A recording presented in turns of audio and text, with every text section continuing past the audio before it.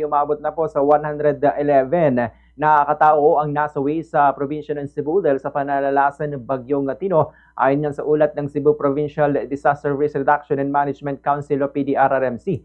Batay sa tala ng PDRRMC, ang bilang ng mga nasawi ay nagmula sa iba't ibang local government units o LGU sa lalawigan ng Cebu. Ang pinakauling datos ay naitala dakong alas 7:20 kagabi. At ayon sa ulat ng Cebu City, ang may naitala na 12 nasawi.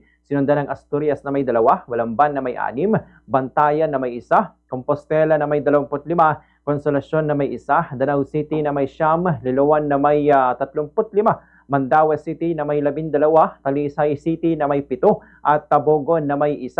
Paliwanag ng PDRRMC, ang bilang na ito ay mula lamang sa Cebu Provincial Office at hindi pa kabilang sa opisyal na tala ng Office of Civil Defense o OCD na siyang magpapatibay naman sa kabuang bilang ng mga nasawi sa buong rehiyon.